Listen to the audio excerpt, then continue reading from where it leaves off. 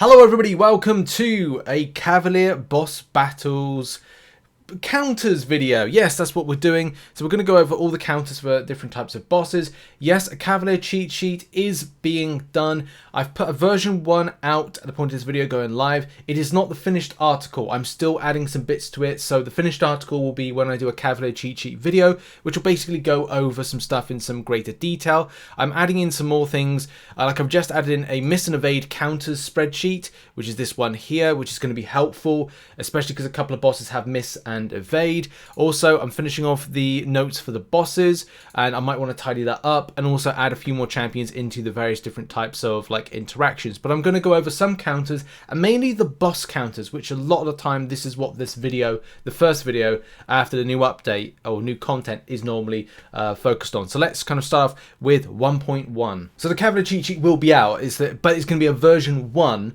and a version 2 will be out very, very shortly after. In, like I said, give me a couple of hours and I'll have it done. Okay, so the first one is all about Bloody Barb and its bleeding edge. In a nutshell, mutant champions, yes, that's good, but if you want to do, that's the non-crossfights. But if you want to play into the crossfights, there are various different types of options available for you. You can use Mercenaries and Guardians of the Galaxies, some great champions, Domino, I like Black Widow Deadly Origin, Masacre's great, or you can look to deal with Crimson Rage and use, well, any champions really. Any kind of slow debuff based champion will be able to deal with that one. If it's not Mystic, then it could be Skill, which there is, oh man, off the top of my head, there was one that just popped in and popped out again, but there are champions that are Skill that have the slow debuff that can deal with Crimson Rage. But you know, there's lots of different options for here, but I would say try to play into the tactical elements of this, mainly with the crossfights of some of those hashtag Mercenaries and Guardians of the Galaxy attackers. The boss of 1.1 is Diablo. Diablo has Cornered, Mixmaster, Power Shield, and Hurt Locker. Now with all this stuff, Power Shield is the most fun thing, but Mixmaster is something to look out for. Evade counters are normally the kind of the best way to go on this one, and I would say for me personally, I just used Falcon, but it's up to you really who you want to use. There's tons really, you know, Professor X, Falcon, Nick Fury, Archangel, just don't repeat some of the attacks and kind of build up. Any slow debuff champion, She-Hulk for example, the list goes on. The power control element side of things is it's an easy available SP1 and SP2, so I don't think it's going to be too much of a worry, but that's something just to point out there. In 1.2, the entire quest is critically drained. This is all about using your hashtag Avengers champions, and it's just a case of kind of like, it's easy to play. Tech champions you can use at the same time, but I would say if you want to use more of the hard-hitting elements of this, then crossfights are just so much fun. OG Scarlet Witch, I've got like a video coming out about that one, which is so much fun. Other hashtag Avengers champions, Namor, Falcon, Cap, Infinity War, Black Panther OG, Black Widow, the list goes on of available champions. But when it comes to the boss, however, the boss is a different kettle of fish. Not really. It's a Mega Red. So the mystery champion for this is a Mega Red. It's got parry vulnerability, it's got hard knock life, it's got power efficiency and aggression prowess. Now it's up to you how you want to play this. No bleed champions. Just please don't do any bleed champions, because you will get into that death field and it's like, it's going to be deadly for you. And counters for this, it just depends on how you want to play it. Do you want to go down the route of power control champions, which could be the better way to go? That is, you know, an option to kind of control that. And power control could be the likes of Doctor Doom, Peni Parker, Doc Ock, Vulture. Look, you can use some other ones to deal with situations. You can use Apocalypse, Magneto, because it's a hashtag metal. But do watch out again for the bleeds. That's another kind of like key pointer. But also if you want to play into crossfights, because if you've got those crossfights, say you're not doing the kind of like specific classes, which is tech, and you're doing the crossfights, then you can like take some of those Avengers in and do some amazing amounts of kind of like damage and potency and stuff like that. I've heard Ultron's very good, but as well you could use anything. As I said, power control, playing into that power efficiency could be the way to go with it. But it's a very easy fight. Keep to SP1, SP2. If you have problems with the enemy building power, as we said, just power control. And I don't think it should be too much of a problem. Peni Parker may be the GOAT for this. Over now to 2.1, and this is all about science-based champions. And on this, we've got Academic Constitution, which reduces the potency of defenders' poison effects by 85%. You will get poison on you with Contagion and Vexing Blight playing into, like, as soon as you are able to shrug off those effects, those kind of poison debuffs, you then get yourself that lovely passive fury. For this particular path, there is a lot of interesting counters. There's some best ones. There's ones that are poison immune you could go for. There's ones that interact with poison on a science line. You know, Quake, that you don't have to touch the enemy, but you've got Immortal Abomination, poison interaction, Hulk and Immortal Hulk, poison immune, Human Torch, not specifically, but he's a good kind of like champion to deal with this. She-Hulk's obviously the GOAT for this. Abomination, especially with that Red Guardian synergy. So yeah, there's loads. Overseer as well, that's another one. Yeah, a great champion for this. And then let's move on to La Boss. So the boss for this one is Joe Fixit. A little bit of a pain when it comes to like the Joe Fixit fight. But I would say there's some champions I really wanted to use, but they were unavailable. So on this particular boss, we've got Foresight, Insult to Injury, Heal or Hide, Steady Build-Up, Fury, and Special Burst Lockdown. The problem with this is that Special Burst Lockdown gives you 3 debuffs, okay? And that 3 debuffs means that this champion will then get 100% increased defense ability accuracy, right? But also a passive fury, which gives him a high attack rating. This basically means if you're in the block, you're going to receive a hell of a lot of damage through the block. And it can be really annoying, especially because, let's face it, them throwing at SP1 is going to be just annoying kind of rotations. So, and also each debuff on the attacker reduces their defensive ability accuracy, which doesn't help, right, for that chip damage through the block. Okay, so counters for this, there are several. As I said, for me, I wanted to use Crossbones and King Groot in order to shrug those debuff effects off, but unfortunately the champions were in AQ and continue to be in AQ. Sod's law. But Karnak can work quite well against this in order to shrug those particular debuffs off, as well as Jabari Panther, Misty Knight. You could also go a different route with this, and I even used the likes of Nick Fury to finish off the enemy. I've heard Quake might work on this one.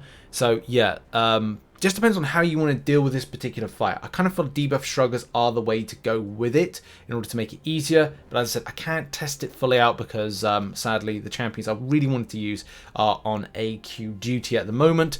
But I might test that out later on. Oh, I should have just explained why debuff shruggers would work. It's basically taking away or purifying those debuffs, which, as it says here, if you take them away, then you're able to get yourself the Fury passive and also kind of like alleviate yourself from any kind of pain you might receive. So yeah, that's the reason why debuff shruggers or purifiers work the best against this as a counter. Over now to 2.2. 2.2, this is all about defenders, thunderbolts, and inhuman attackers. Medusa is an example of that, and it's great for the crossfight. The reason look, here's the thing, you can use like skill champions, tech champions, whatever the given paths, but for what I'm trying to do with this, and this is why I'm going to make sure the Cavalier cheat sheet includes the type of, you know, classes in a specific point.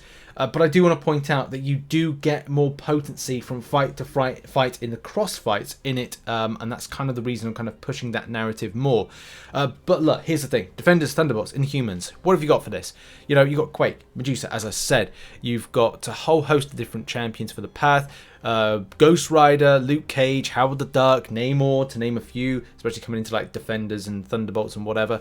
And then when it comes to La Boss, okay, so the boss for this one is, and the mystery champion is Venom the Duck. Venom the Duck has Limber, has Feat of Vigilance, Divine Barrier, Missing in Action, Power Snack. Okay, what's the narrative here with this? What is the thing that is the most scariest? What is the most annoying?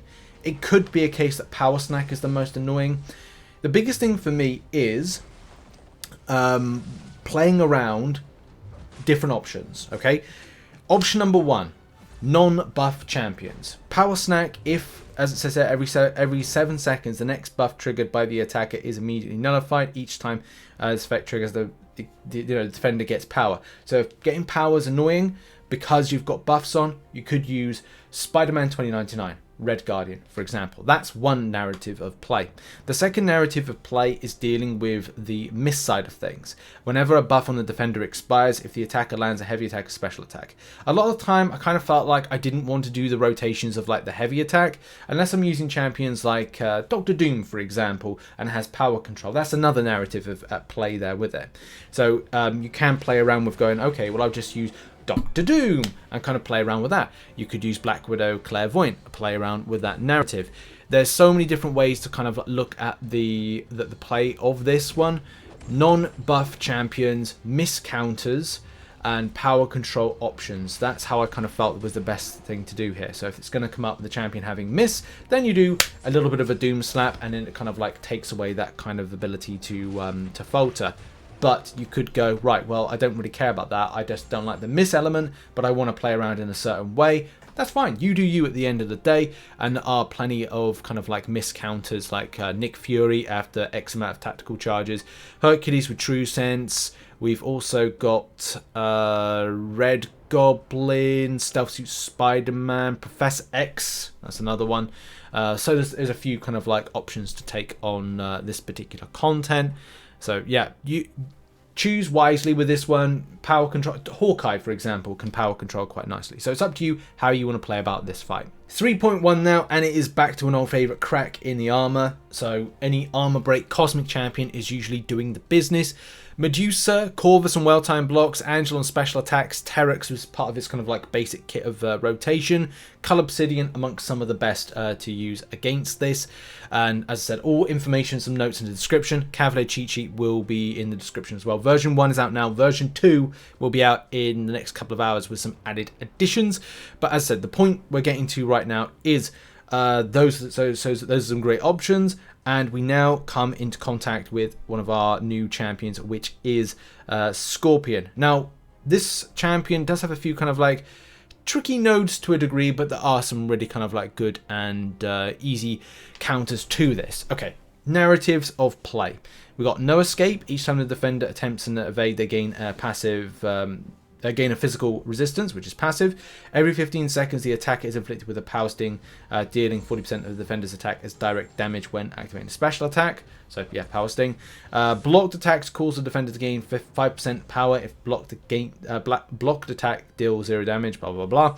When the defender is knocked down, they gain an evade charge. And then finally, thing here, failure to launch. Whenever the defender fails to evade while the attacker has a true strike or true accuracy effect, the defender gains 30% of a bar of power over 1 second. This buff doesn't trigger against skill attackers. Now, what does that say?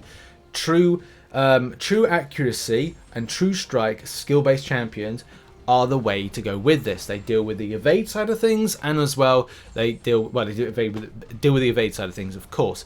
This puts Mole Man at the very kind of like top end of this, and as well there's a few others as well. I mean, I've done the spreadsheet, which is in the link in the description. You know, we've got evade counters Nick Fury after X amount of tactical charges. Mole Man as an evade counter. What else have we got that's skill? Well, we've got Karnak right there. Falcon can deal with that to a degree, so I think Falcon might be. I haven't tried Falcon out, but I wouldn't assume that based on stuff and kit it'll be good. Stealth Suit Spider-Man, I think that's a good one as well. Hit Monkey could be good. Elsa Bloodstone, Shang-Chi. So there's a whole host of different champions to use against this. It depends on the narrative of usage with dealing with the evade side of things and the true accuracy and the true strike elements. As you said, some of those champions don't have true strike and true accuracy, but some of the champions do have a kit that's built around either slow debuff or evade based counters. So that's something to point out there. There's also some other options because Scorpion is also #metal. Archangel could work. Blade and the Villain synergy is another option as well. Apoc, you know, because we've got some evading there. Depending on how dealing with the situation of the power sting, then you could look to have Crossbones, Karnak, King Groot to shrug off the power stings potentially. The main thing I want to point out with this one is if you do the SP1 rotation, the tail swings are, the length of it does kind of go quite far. So I would say keep plenty of distance and watch out for that projectile that's fired out of the tail on the SP1. And yeah, that's kind of the thing with that. The evade side of things is probably the thing to focus on, and maybe power control elements, but I would say the first point is the main one to deal with. This then leaves us with the final quest, which is 3.2. This is all about Mystic Consumption. So if you are nullifying a Fury buff, which pops up from time to time, you will get yourself a nice little passive prowess, and that will mean that your special attacks are going to do more damage. Hey, good, fantastic. Loads of champion options for this. Doctor Doom, Black Widow, Clairvoyant, Symbiote Supreme, Sasquatch, Mangog. Any champion that quickly use Stagger or uses anything to nullify very quickly is a really good option. I've used Scarlet Witch OG on this one and had a lot of fun, but then there's other kind of champions that may be better suited for this. After that, we then go over to the boss, and the boss is Black Cat. Now, Black Cat has some like sneaky little things as part of her kit, especially when it comes to her combo meter. She doesn't have a huge amount of stuff on her. Like when Black Cat, we've got Master Thief, when Black Cat stands up after being knocked down 9 seconds, she'll steal her calling card and make contact. When the opponent ability fails to trigger, Black Cat will take the opportunity to plant a calling card on them. Also, for 7 seconds after she steals or plants her calling card, you know, she gets other stuff, blah, blah, blah, blah. But also, base abilities can trigger through her opponent's block. So that's something to worry about with all those. There's some stuff in Black Cat's kit, which is something to be not overly concerned about. I mean, on my notes, I would say that watch out how the cards work, because it could reduce down things like ability accuracy and defensive ability accuracy. And I found sometimes, like, and I don't know if it's something to do with the AI and some response stuff, but I was just finding that I wasn't able to kind of put more consistently parries down, and the stun effect. This is why I ended up using White Magneto for a good chunk of time. So that's something to just be concerned about with this. Especially with the way that the sabotage debuff will work on you. That's something to point out, especially kind of like how it deals with your abilities. And also the way that she's able to purify certain debuffs. And as I said, this is one of the reasons that I decided to use, bring White Magneto in, and ended up using a Archangel White Magneto combination. Before then, I have tried out some other options. Anything that's bleed immune is good.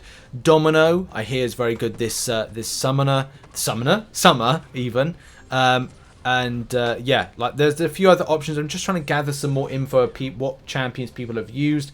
So I'll try and put that in the Cavalier cheat sheet version 2 when it's uploaded a little bit later on. So there we go, that has been the boss battles breakdown with a little bit of path interaction. Make sure to check out some other content on screen right now. As I said, version 1 of the Cavalier cheat sheet will be out, but I'm going to add more to it on the version 2, including breakdowns for non-hashtag based class options and some more options to take down Black Cat. But I needed to get this video out ASAP Rocky. Thanks for watching, thanks for the support. Check out the description for more info on the bosses and some path breakdowns, and I'll see you later on. Bye bye.